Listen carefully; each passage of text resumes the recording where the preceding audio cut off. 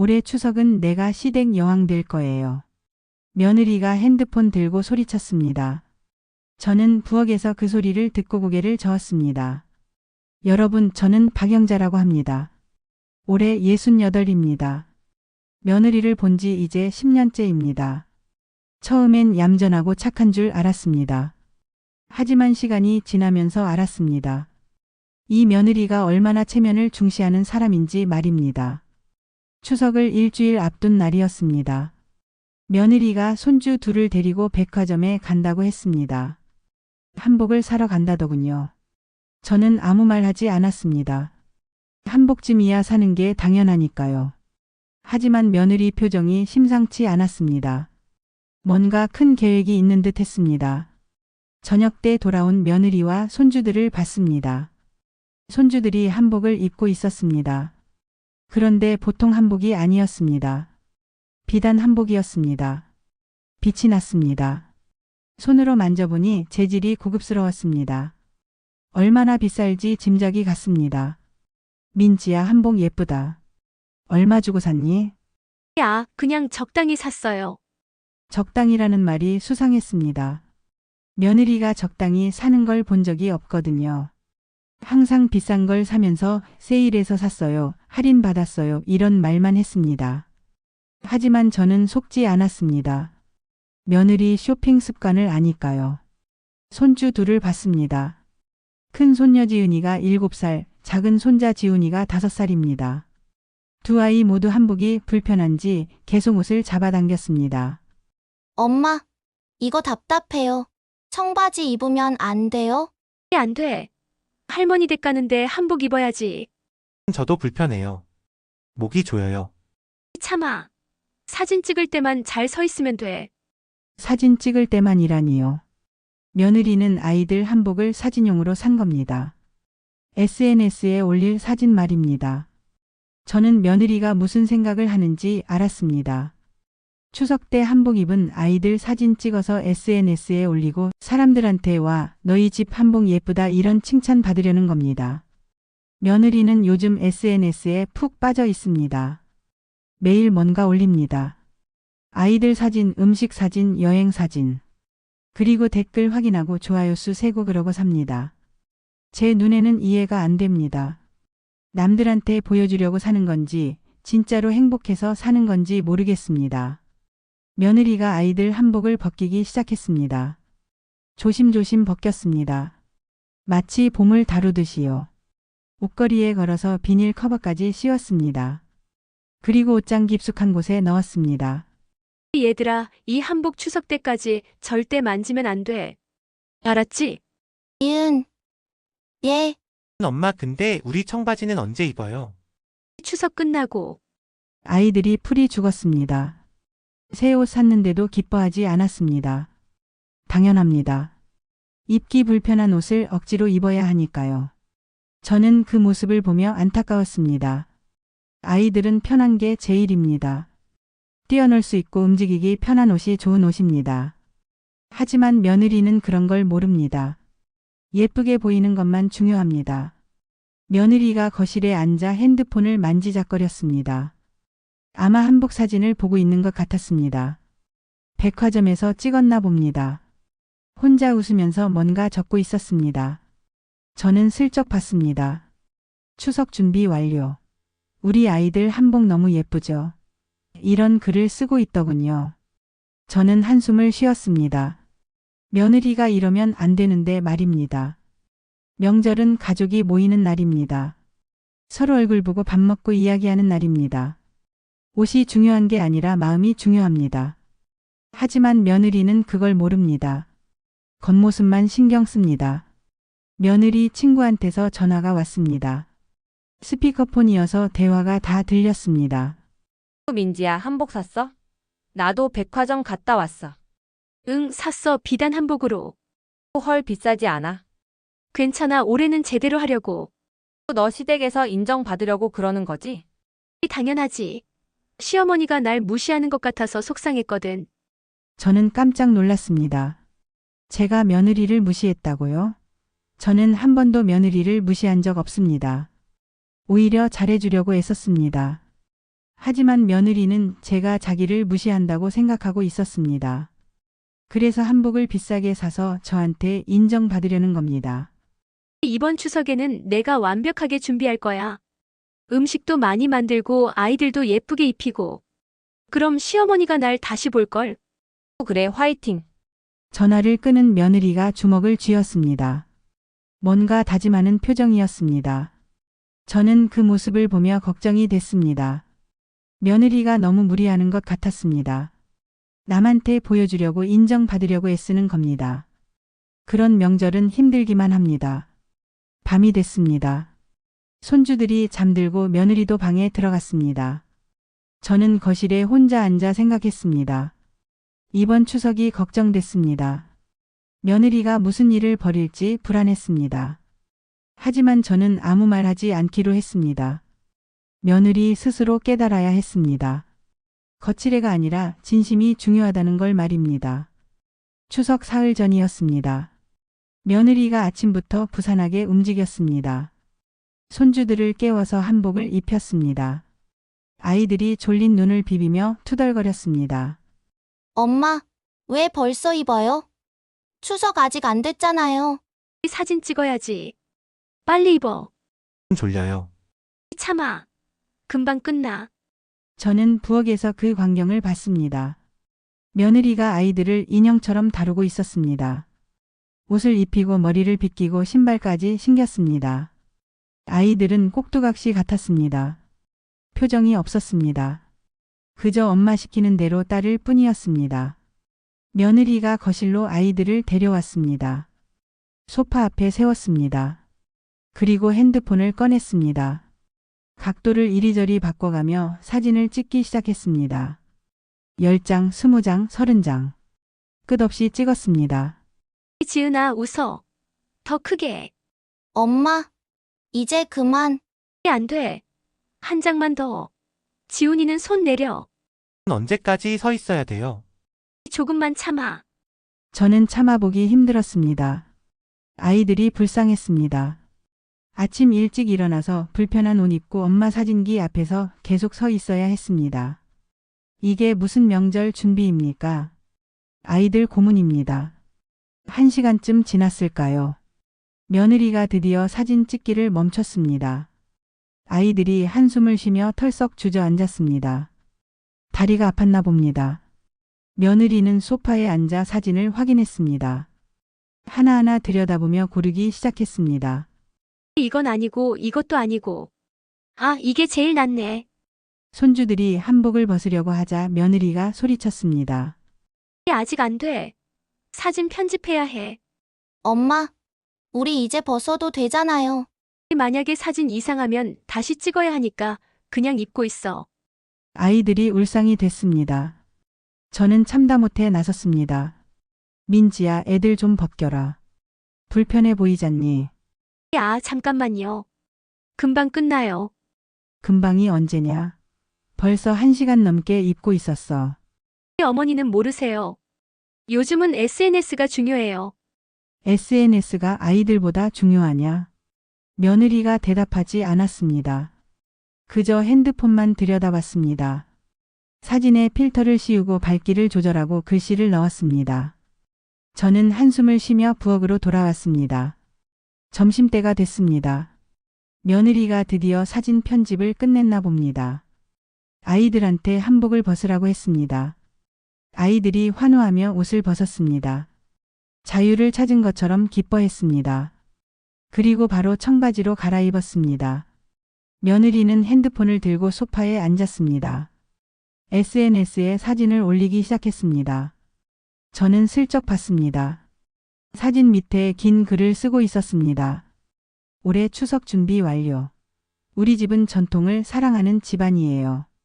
아이들도 한복을 너무 좋아해서 벌써부터 입고 싶어 했답니다.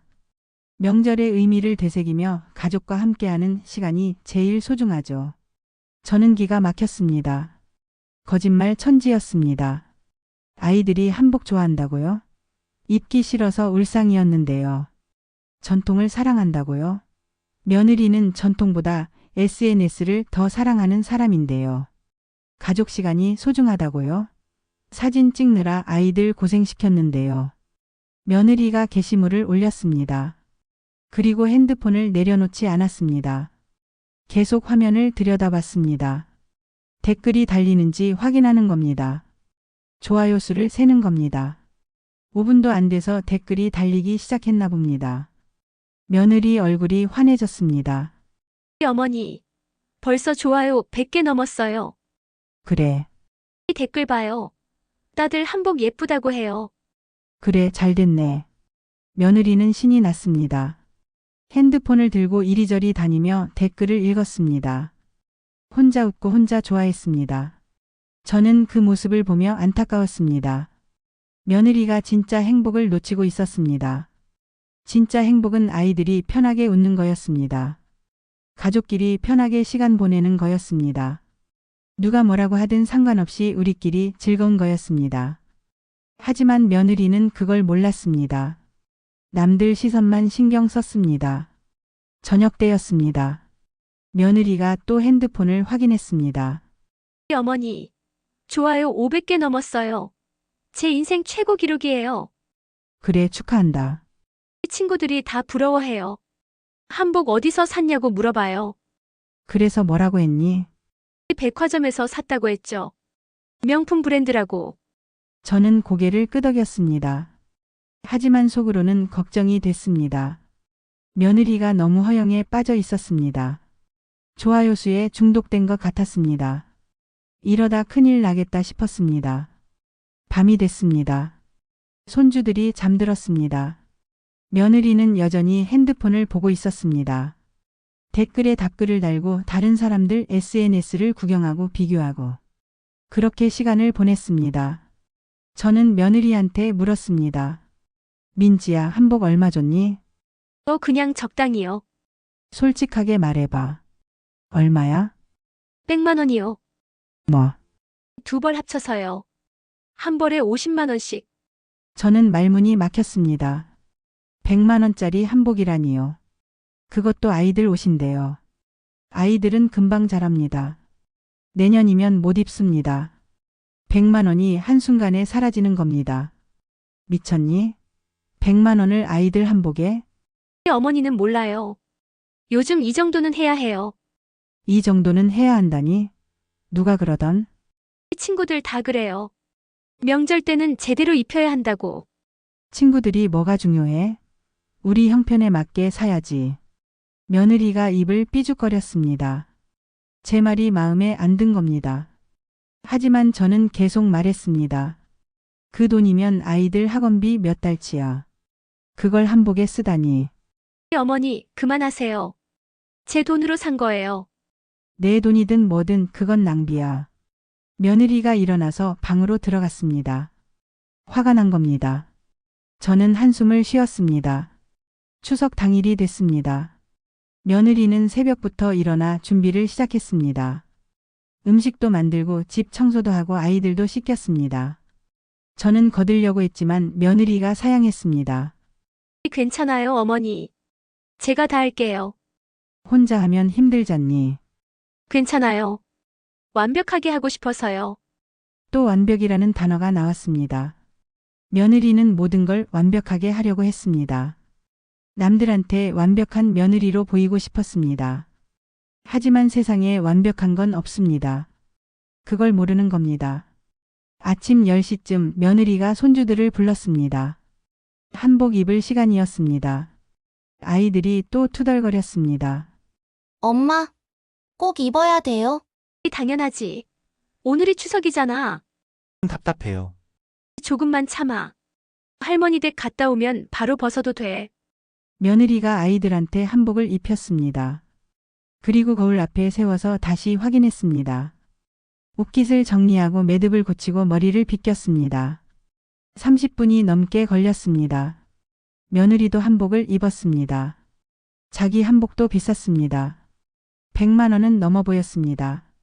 명주 한복이었습니다. 색깔도 화려했습니다. 마치 드라마에 나오는 양반집 마님 같았습니다. 정오쯤 시댁으로 출발했습니다. 저희 집에서 차로 30분 거리였습니다. 시댁은 아파트가 아니라 단독주택이었습니다. 마당도 있고 방도 여러 개였습니다. 명절 때면 식구들이 모두 모였습니다. 도착하니 벌써 다들 와 있었습니다. 시동생 내외와 그 자식들도 있었습니다. 현관에서 신발을 벗고 들어갔습니다. 며느리가 손주들을 앞세웠습니다. 한복 입은 모습을 자랑하고 싶었던 겁니다. 시어머니가 우리를 맞이했습니다. 제 친정어머니보다 5살 많으신 분이었습니다. 올해 73입니다. 건강하시고 정정하셨습니다. 어머 왔니? 어서 와. 어머니, 안녕하세요. 응 그래. 애들 한복 예쁘네. 감사합니다. 제가 정성껏 골랐어요. 그래 수고했어. 겉으로는 칭찬했지만 저는 시어머니 눈빛을 봤습니다. 뭔가 계산하는 눈빛이었습니다. 한복이 얼마나 비쌀지 가늠하는 눈빛이었습니다. 시어머니는 그런 분이었습니다. 겉으로는 웃지만 속으로는 따지는 분이었습니다. 거실로 들어가니 시동생 내외가 있었습니다. 시동생 며느리도 한복을 입었습니다. 하지만 우리 며느리 한복과는 달랐습니다. 생활 한복이었습니다. 간소하고 실용적이었습니다. 가격도 10만 원 안팎일 겁니다. 이 아가씨, 한복 예쁘네요. 아, 네, 그냥 편한 걸로 샀어요. 형님 한복은 정말 화려하시네요. 야, 이거요? 그냥 적당히 샀어요. 비쌌겠어요. 광택이 엄청나요. 며느리가 어색하게 웃었습니다. 비교가 된 겁니다. 시동생 며느리는 검소하게 입었는데 우리 며느리는 화려하게 입었습니다. 시어머니가 그걸 놓칠 리 없었습니다. 시어머니가 며느리한테 물었습니다. 민지야 한복 새로 샀니? 네, 어머니. 비쌌겠다. 요즘 한복이 얼만데? 아니에요. 세일해서 샀어요. 그래. 그래도 비쌌을 텐데. 애들 것까지 하면 괜찮아요, 어머니. 요즘 경기가 안 좋다던데 돈 쓸 데가 많지 않니? 며느리가 대답하지 못했습니다. 시어머니가 은근히 꼬집는 겁니다. 돈을 헛되게 쓴다고 말하는 겁니다. 며느리 얼굴이 굳어졌습니다. 저는 끼어들었습니다. 어머니 명절인데 한복 정도는 입어야죠. 그야 그렇지. 근데 너무 비싼 건 부담스럽잖아. 아이들 예쁘게 입히고 싶은 마음이죠. 그래도 분수껏 해야지. 요즘 애들 키우는데 돈 많이 들잖아. 며느리가 입술을 깨물었습니다. 화가 난 겁니다. 하지만 참았습니다. 시어머니 앞에서는 참아야 했습니다. 점심 준비가 시작됐습니다. 며느리가 부엌으로 갔습니다. 저도 따라갔습니다. 시동생 며느리도 왔습니다. 세 사람이 함께 음식을 준비했습니다.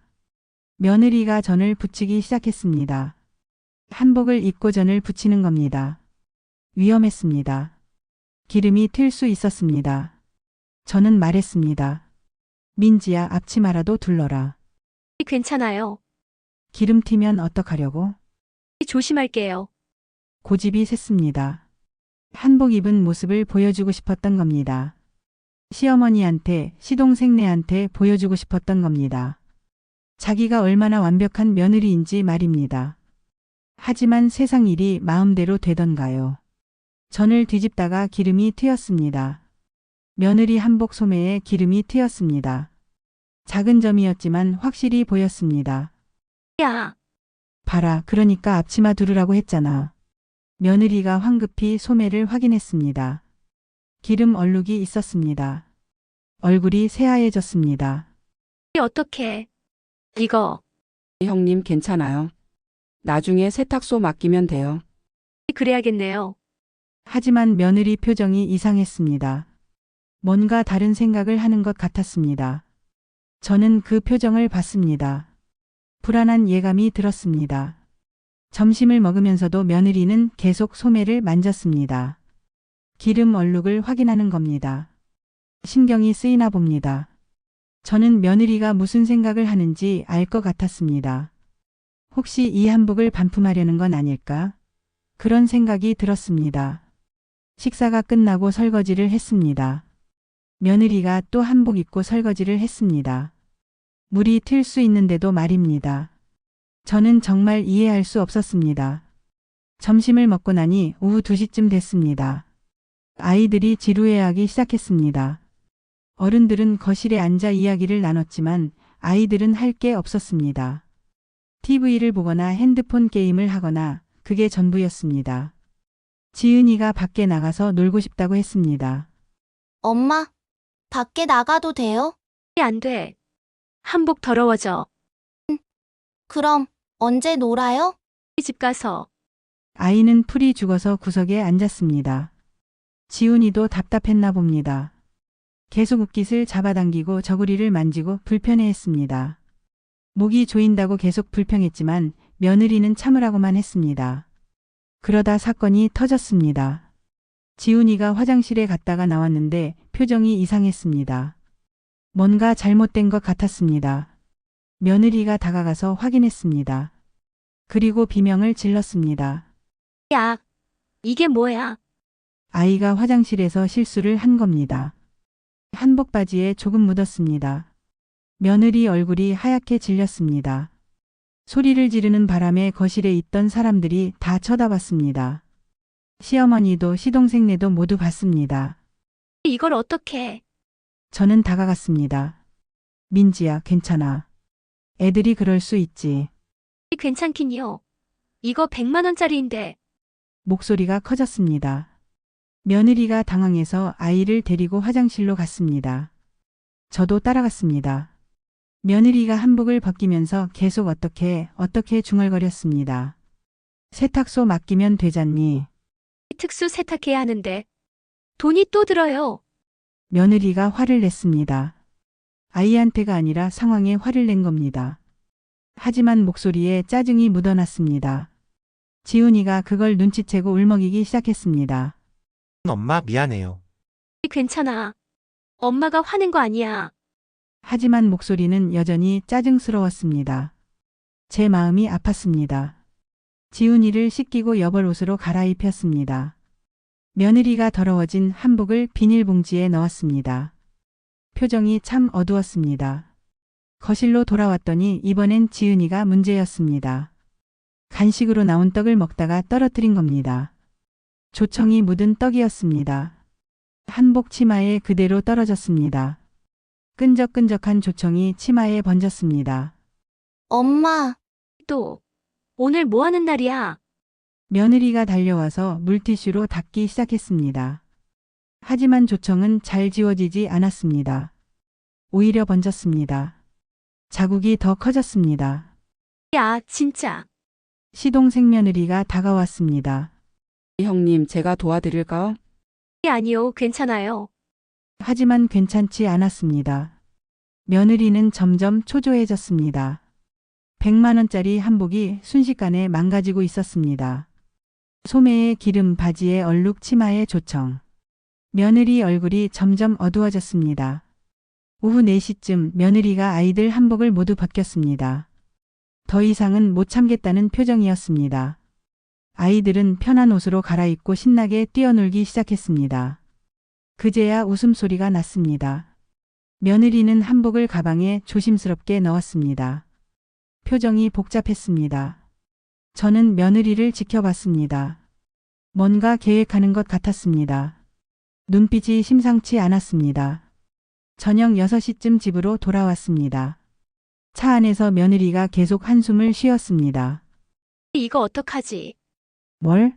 이 한복이요. 이렇게 더러워지면 세탁소 맡기면 되잖아. 그게 며느리가 말을 흐렸습니다. 뭔가 숨기는 게 있었습니다. 집에 도착했습니다. 며느리가 한복을 꺼내서 거실 바닥에 쫙 펼쳤습니다. 소매에 기름, 바지에 얼룩, 치마에 조청. 여기저기 흔적이 역력했습니다. 며느리가 한참을 그걸 들여다봤습니다. 민지야, 세탁하면 되잖니. 어머니는 몰라요. 며느리가 소리를 질렀습니다. 저는 깜짝 놀랐습니다. 무슨 일인데 그래? 아무것도 아니에요. 며느리가 한복을 다시 개켜서 방으로 가져갔습니다. 저는 거실에 서서 생각했습니다. 며느리가 대체 무슨 생각을 하는 걸까요? 그날 밤 며느리 방에서 불빛이 새어나왔습니다. 자정이 넘었는데도 불이 꺼지지 않았습니다. 저는 몰래 문틈으로 들여다봤습니다. 며느리가 한복을 펼쳐놓고 뭔가 하고 있었습니다. 얼룩을 확인하고 만지고 냄새를 맡고 이상한 행동이었습니다. 며느리가 핸드폰을 꺼내서 뭔가 검색하기 시작했습니다. 화면을 보니 한복 얼룩 제거, 한복 세탁, 옷 반품 조건 같은 검색어들이 보였습니다. 특히 마지막 검색어가 제 눈에 들어왔습니다. 옷 반품 조건. 그제야 알았습니다. 며느리가 이 한복을 반품하려는 거였습니다. 하루 입고 더러워진 한복을 반품하려는 겁니다. 백화점에 가서 새 옷인 척하고 반품하려는 계획이었습니다. 저는 소름이 돋았습니다. 며느리가 이렇게까지 할 줄은 몰랐습니다. 체면 때문에, 돈 때문에 이런 짓을 계획하다니. 저는 방문을 조용히 닫고 제 방으로 돌아왔습니다. 잠이 오지 않았습니다. 하지만 저는 결심했습니다. 지켜보기로. 며느리가 어떻게 하는지 끝까지 보기로 했습니다. 스스로 깨달아야 했습니다. 이런 짓이 얼마나 부끄러운 일인지 말입니다.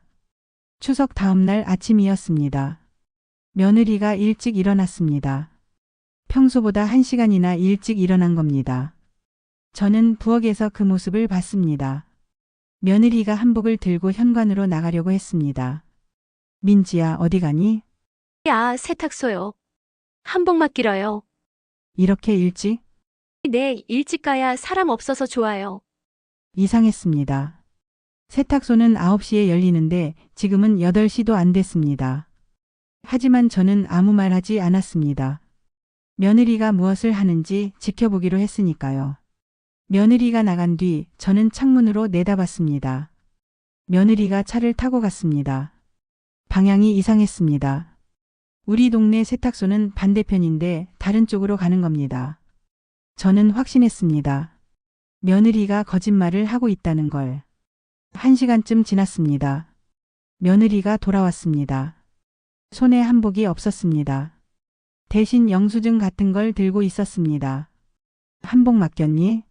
네, 맡겼어요. 언제 찾으러 가면 돼? 일주일 후요. 며느리가 방으로 들어갔습니다. 저는 며느리가 놓고 간 가방을 슬쩍 봤습니다. 가방 안에 영수증이 하나 떨어져 있었습니다. 집어들어 봤습니다. 세탁소 영수증이 아니었습니다. 약국 영수증이었습니다. 얼룩 제거제를 샀더군요. 그제야 알았습니다. 며느리가 세탁소에 간 게 아니었습니다. 약국에 가서 얼룩 제거제를 사고 어딘가에서 직접 한복을 손질한 겁니다. 그리고 반품하려는 계획이었습니다. 며칠이 지났습니다. 며느리는 매일 방에 틀어박혀 있었습니다. 문을 잠그고 뭔가 하고 있었습니다.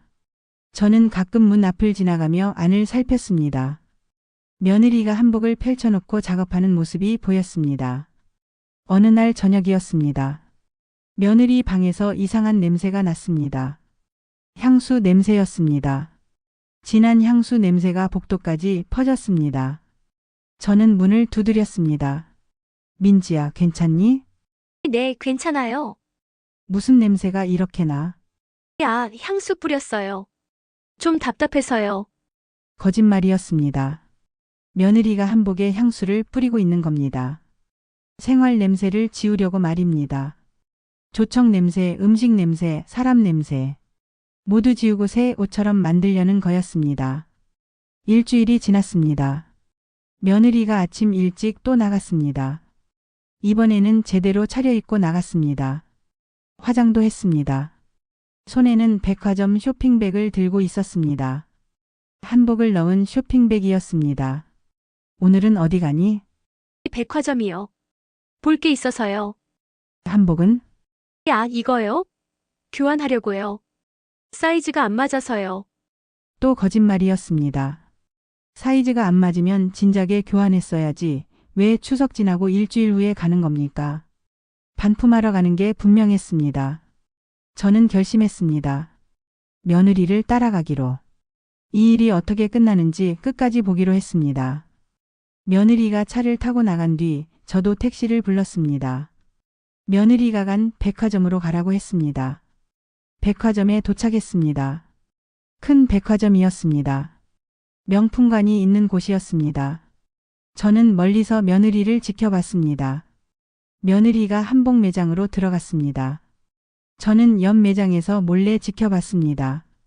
며느리가 직원한테 한복을 내밀었습니다.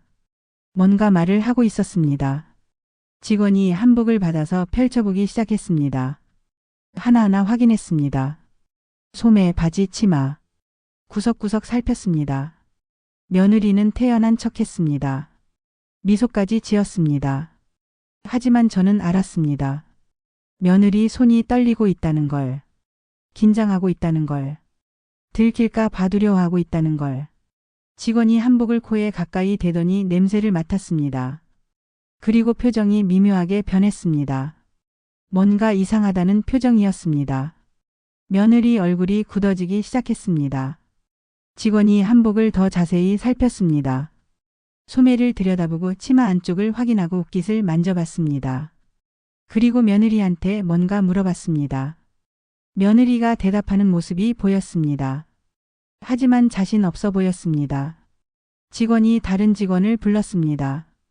두 명이 한복을 같이 확인하기 시작했습니다. 며느리 얼굴이 점점 하얗게 변했습니다. 손으로 가방끈을 꽉 잡았습니다. 식은땀이 나는 게 보였습니다. 저는 멀리서 지켜보며 생각했습니다. 이제 곧 들통나겠구나. 며느리의 거짓말이 밝혀지겠구나. 그리고 그 순간이 왔습니다. 직원이 며느리한테 뭔가 말하기 시작했습니다. 며느리가 고개를 흔들었습니다. 손사래를 쳤습니다. 하지만 직원은 단호했습니다. 며느리 뒤에 줄 서 있던 사람들이 수군거리기 시작했습니다. 뭔가 이상한 일이 벌어지고 있다는 걸 눈치챈 겁니다. 저는 더 이상 지켜볼 수가 없었습니다. 며느리한테 다가가야 할 것 같았습니다. 저는 옆 매장에서 나와 천천히 며느리 쪽으로 걸어갔습니다. 하지만 가까이 가지는 않았습니다. 멀리서 보고만 있었습니다. 며느리가 어떻게 되는지 끝까지 보고 싶었습니다. 직원이 한복 소매를 며느리한테 보여줬습니다. 그리고 뭔가 지적했습니다. 며느리가 고개를 저으며 손사래를 쳤습니다. 하지만 직원은 계속 설명했습니다. 소매 안쪽을 가리키며 얼룩을 지적하는 것 같았습니다. 손님, 이거 기름 자국 같은데요? 아니에요. 원래 있던 거 아닐까요? 아니요, 저희가 판매할 때는 분명 없었어요. 며느리 목소리가 떨렸습니다. 저는 그 목소리를 들을 수 있었습니다. 다른 직원도 한복을 확인하기 시작했습니다. 치마 안쪽을 살피더니 뭔가 묻어 있다고 지적했습니다. 끈적한 게 있다고 했습니다. 며느리가 변명했지만 직원들은 고개를 저었습니다. 그중 한 직원이 한복을 코에 가까이 댔습니다. 냄새를 맡았습니다. 손님, 이거 고사리 냄새 나는데요? 명절 음식 냄새요. 며느리 얼굴이 하얗게 질렸습니다. 들킨 겁니다. 직원이 계속 설명했습니다. 향수 냄새도 난다고 다른 냄새를 가리려고 뿌린 것 같다고 했습니다. 옷깃에도 전 기름 자국이 있다고 바지에도 얼룩이 있다고 했습니다. 두 직원이 한복을 펼쳐놓고 구석구석 확인했습니다. 며느리는 그 앞에 서서 얼어붙었습니다. 뭐라고 변명해야 할지 모르는 것 같았습니다. 주변 손님들이 수군거리기 시작했습니다. 뭔 일인지 궁금해하는 겁니다. 뭔 일이에요? 반품하시는 것 같은데 문제가 있나 봐요. 손님들의 시선이 며느리한테 쏠렸습니다. 며느리 얼굴이 빨개졌습니다. 귀까지 빨개졌습니다. 저는 며느리가 너무 안쓰러워 보였습니다. 하지만 자업자득이었습니다. 매니저가 왔습니다. 중년 여성이었습니다. 한복을 확인하더니 며느리를 쳐다봤습니다. 냉정한 눈빛이었습니다. 손님, 이거 입으셨죠? 네. 착용한 옷은 반품 안 됩니다. 매장 규정이에요. 며느리가 가방을 꽉 쥐었습니다. 손이 하얗게 질렸습니다. 한 번만 봐달라고 사진 찍으려고 입은 거라고 변명했습니다. 하지만 매니저는 단호했습니다. 착용한 건 착용한 거라고, 게다가 얼룩도 있고 냄새도 난다고 했습니다. 뒤에 있던 손님들이 더 크게 수근거렸습니다. 어머, 입고 반품하려고 했대요. 요즘 그런 사람 많대요. 백화점에서 다 걸러낸다던데. 이런 소리가 들렸습니다. 며느리가 손님들 쪽을 돌아봤습니다. 그리고 그중 한 명과 눈이 마주쳤습니다. 며느리 얼굴이 더 하얗게 변했습니다. 저도 그 사람을 봤습니다. 우리 동네 아줌마였습니다. 같은 아파트 사는 분이었습니다. 어머, 민지 씨 아니에요? 반품하러 오셨어요? 네.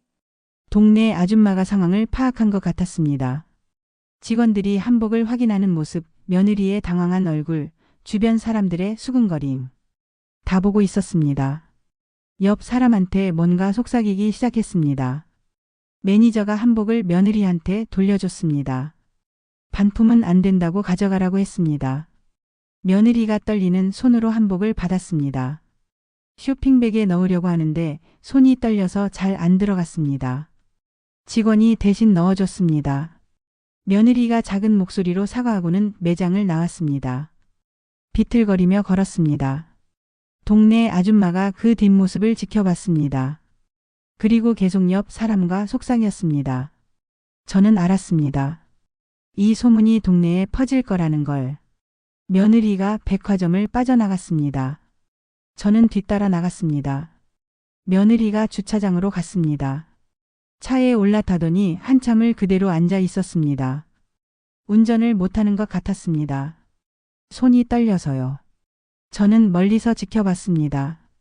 며느리가 핸들에 머리를 기댔습니다. 어깨가 들썩였습니다. 우는 것 같았습니다. 100만 원짜리 한복 때문에, 체면 때문에, SNS 때문에 이런 꼴이 됐습니다. 10분쯤 지났을까요? 며느리가 차를 출발시켰습니다. 저도 택시를 잡아 타고 집으로 돌아왔습니다. 며느리보다 먼저 도착했습니다. 거실에 앉아서 기다렸습니다. 1시간쯤 뒤에 며느리가 집에 왔습니다. 눈이 퉁퉁 부어 있었습니다. 많이 운 것 같았습니다. 저를 보더니 고개를 숙였습니다. 민지야. 네. 오늘 백화점 갔다 왔니?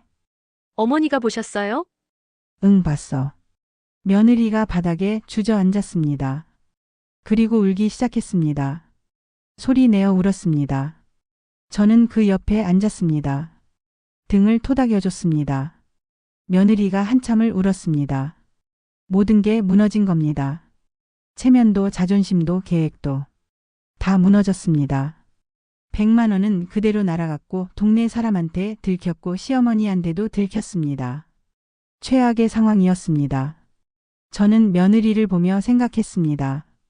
이제 깨달았을까요? 거칠애가 얼마나 허무한 건지, 진심이 얼마나 중요한 건지 며느리가 스스로 깨달아야 했습니다. 며느리가 한참을 울고 나서 방으로 들어갔습니다. 저는 거실에 혼자 앉아 있었습니다. 이제 어떻게 될까요? 동네 아줌마가 봤으니 소문이 퍼질 겁니다. 빠르면 오늘 안으로 온 동네가 알게 될 겁니다. 예상은 적중했습니다. 저녁 6시쯤 제 핸드폰이 울렸습니다. 동네 엄마들 카톡방이었습니다.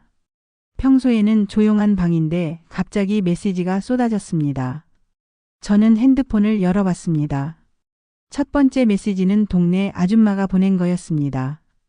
백화점에서 며느리를 봤던 그 사람이었습니다.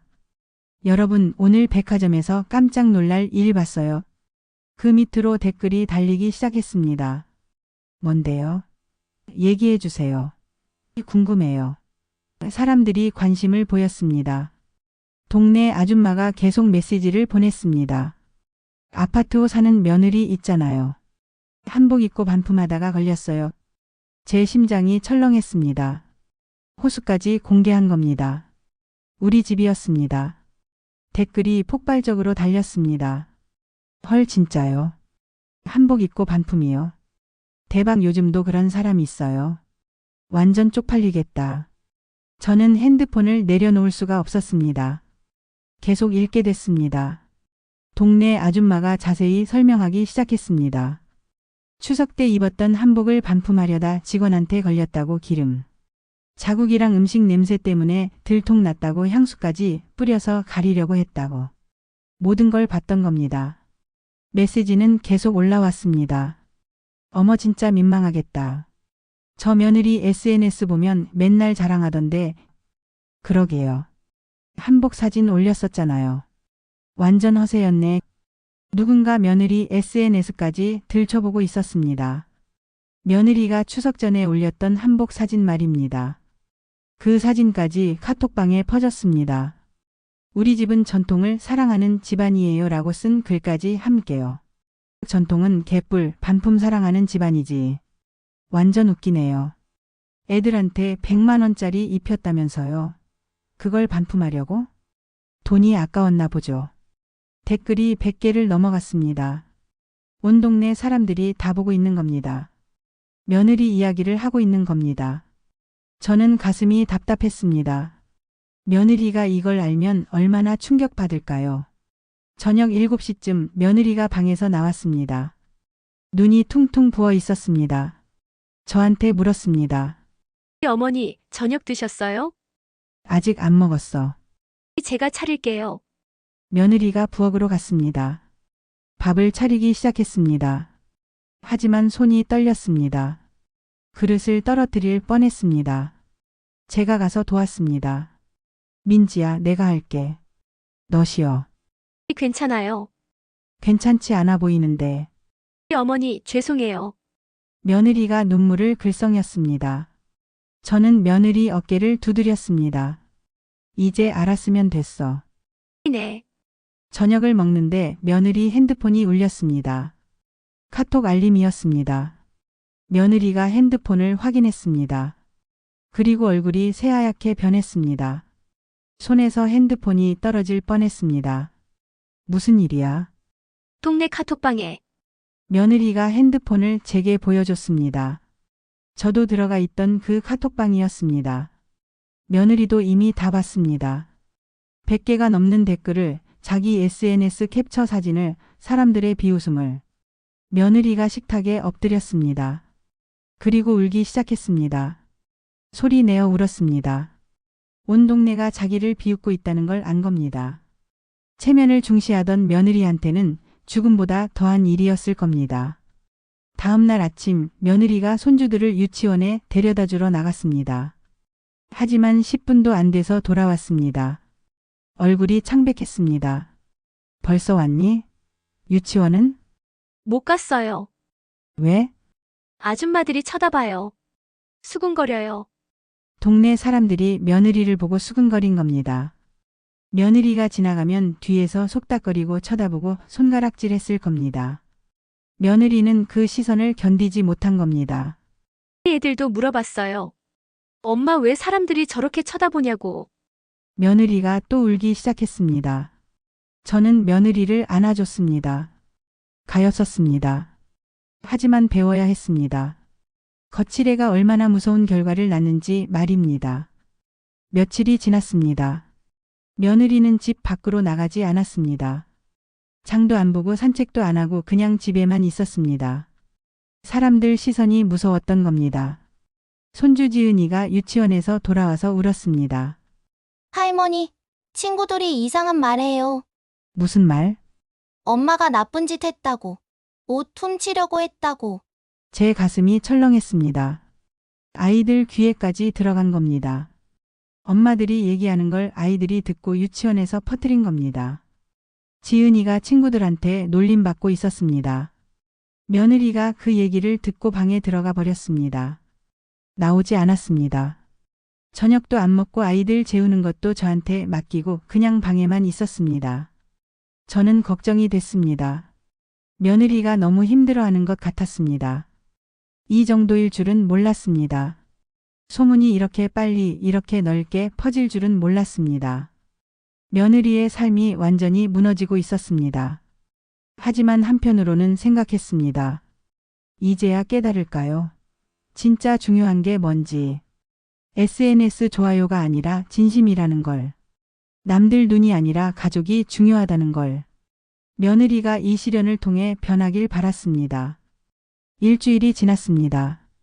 며느리는 여전히 집에만 있었습니다. 하지만 조금씩 달라지기 시작했습니다. SNS를 안 했습니다. 핸드폰을 멀리 했습니다. 대신 아이들과 시간을 보냈습니다. 어느 날 오후였습니다. 며느리가 재봉틀을 꺼냈습니다. 오래전에 샀던 재봉틀이었습니다. 한 번도 안 쓴 채 장롱에 있던 겁니다. 민지야, 뭐하니? 한복 만들어 보려고요. 한복을? 내 생활 한복이요. 아이들 입힐 거예요. 며느리가 천을 꺼냈습니다. 화려하지 않은 면 천이었습니다. 인터넷으로 주문한 것 같았습니다. 백화점 비단이 아니라 평범한 천이었습니다. 며느리가 재봉틀 앞에 앉았습니다. 서툴렀습니다. 바늘에 실을 꿰는 것도 한참 걸렸습니다. 하지만 포기하지 않았습니다. 천천히 바느질을 시작했습니다. 저는 옆에서 도와줬습니다. 제가 젊었을 때 한복을 만들어 본 적이 있었거든요. 며느리한테 알려줬습니다. 어떻게 재단하는지, 어떻게 박음질하는지. 며느리가 진지하게 배웠습니다. 어머니, 이렇게 하는 거 맞아요? 그래, 잘하고 있어. 생각보다 어렵네요. 처음엔 다 그래. 천천히 하면 돼. 며느리가 며칠 동안 한복을 만들었습니다. 실수도 많이 했습니다. 실밥을 뜯고 다시 하고 하지만 포기하지 않았습니다. 결국 완성했습니다. 두 벌의 생활 한복이었습니다. 화려하지 않았습니다. 백화점 한복처럼 빛나지도 않았습니다. 하지만 정성이 들어갔습니다.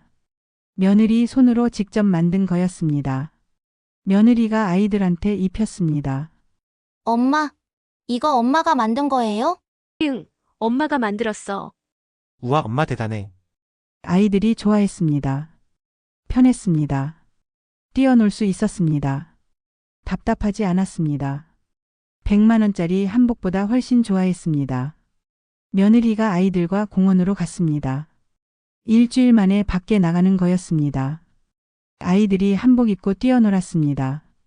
그네도 타고 미끄럼틀도 타고 마음껏 놀았습니다. 며느리가 사진을 찍었습니다. 하지만 SNS에 올리지 않았습니다. 그냥 간직했습니다. 자기만 보는 사진으로요. 아이들 웃는 얼굴이 담긴 사진이었습니다. 진짜 행복한 순간이었습니다. 집에 돌아와서 며느리가 제게 말했습니다. 어머니, 제가 정말 바보였어요. 겉모습만 신경 쓰고 남들 시선만 신경 쓰고 정작 중요한 건 못 봤어요. 이제 알았으면 됐어. 아이들이 진짜 좋아하는 게 뭔지 이제야 알았어요. 비싼 옷이 아니라 편한 옷이었어요. SNS 사진이 아니라 진짜 웃음이었어요. 며느리 눈에 눈물이 맺혔습니다. 하지만 예전처럼 슬픈 눈물이 아니었습니다. 깨달음의 눈물이었습니다. 앞으로는 제대로 살게요. 허영 부리지 않고 진심으로 살게요. 그래, 그렇게 해. 어머니, 감사해요. 지켜봐 주셔서. 저는 며느리를 안아줬습니다. 며느리가 변했습니다. 진짜로 변했습니다. 100만 원짜리 수업료를 낸 셈이었습니다. 비싼 수업료였지만 값진 교훈을 얻었습니다. 그날 저녁 며느리가 SNS 계정을 삭제했습니다. 더 이상 필요 없다고 했습니다. 진짜 행복은 좋아요 수가 아니라고 가족의 웃음이라고 말했습니다. 며느리가 만든 한복을 입고 우리 가족이 사진을 찍었습니다. SNS에 올리지 않을 사진이었습니다. 허영이 아닌 진심이, 거칠애가 아닌 정성이 가족을 빛냈습니다. 며느리가 드디어 진짜 전통을 찾은 겁니다. 비싼 옷이 전통이 아니라 마음이 전통이라는 걸 깨달은 겁니다. 지금까지 제 이야기를 들어주셔서 정말 감사합니다. 여러분의 작은 관심과 응원이 제겐 큰 힘이 됩니다. 구독과 좋아요 그리고 따뜻한 댓글은 더 많은 이야기로 보답할 수 있는 원동력이 됩니다. 다음 이야기에서 다시 찾아뵙겠습니다. 감사합니다.